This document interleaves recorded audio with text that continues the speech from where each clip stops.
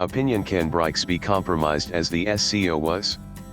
On July 6, Prime Minister Narendra Modi will represent India at the BRICS summit in Rio. At the summit, India will be joined by 9 other participating nations, along with the host nation, Brazil, and observer countries. At the summit, India's major objective is to push through its counter-terrorism agenda in light of the Pahalgam attack and the aftermath of it, which led to a conflict with the Pakistani state, and name and shame the terror-breeding nation.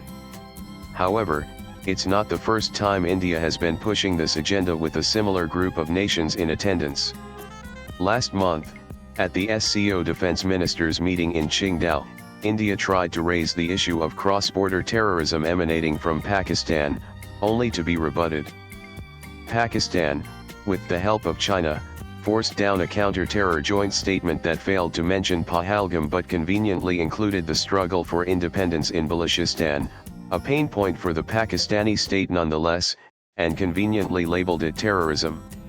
India refused to sign it.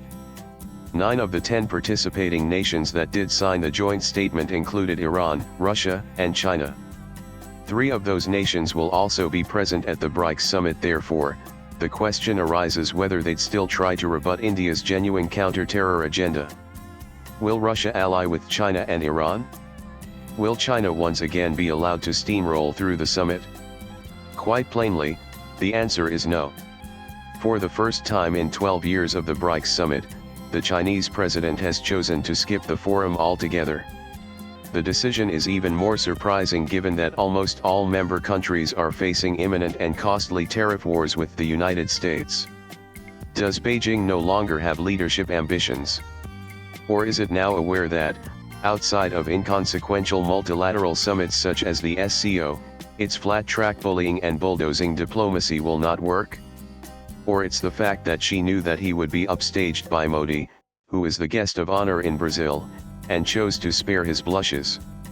Whatever the reason, Xi's absence is telling. With a constrained Vladimir Putin appearing via video, PM Modi will be the most senior and most formidable leader present among the founding members. The center of gravity at BRICS has decisively shifted. Unlike the SCO, this is a genuinely multipolar grouping where countries like Brazil and South Africa have robust, independent partnerships with India that act as a natural counterbalance to any Chinese overreach. The charade at Qingdao was predictable. The SCO has long been China's diplomatic playground, a place where its writ runs large and inconvenient truths are swept under the carpet. The joint statement was a masterclass in Chinese manipulation designed not to combat terror but to protect its all-weather ally, Pakistan.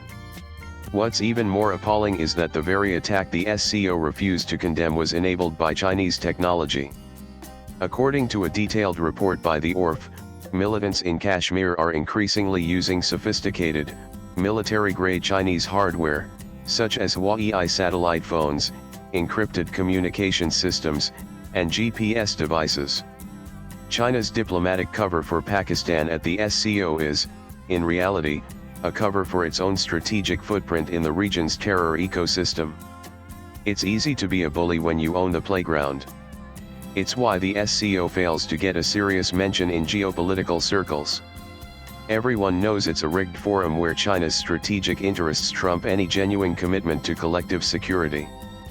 But Beijing's ability to dominate such a forum is a measure of the SCO's weakness, not China's strength.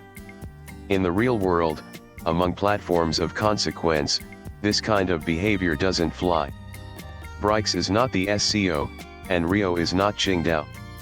With Xi absent and Putin constrained, Modi arrives as the undisputed senior-most leader from the founding members.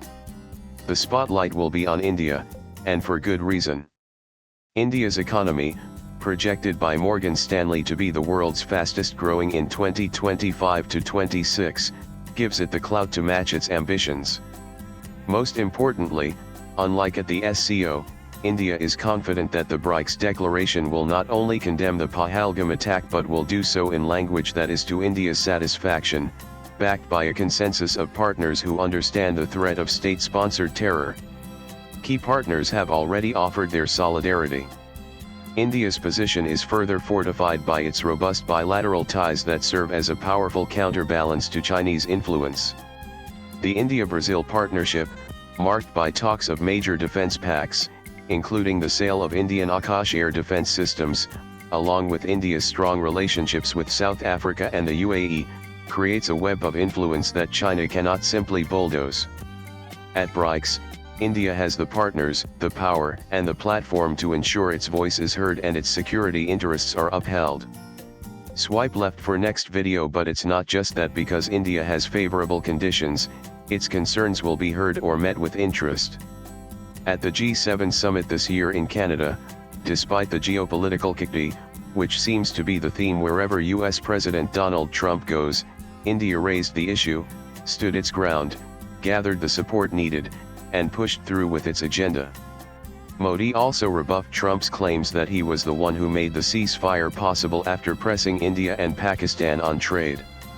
And he did it directly to him on a call, after the US president couldn't be bothered to stay for the entire summit. The point of it is that India is not going to be bullied into signing or accepting narratives.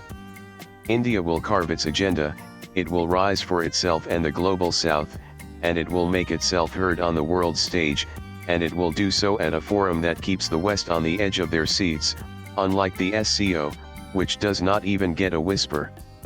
Latest blogs.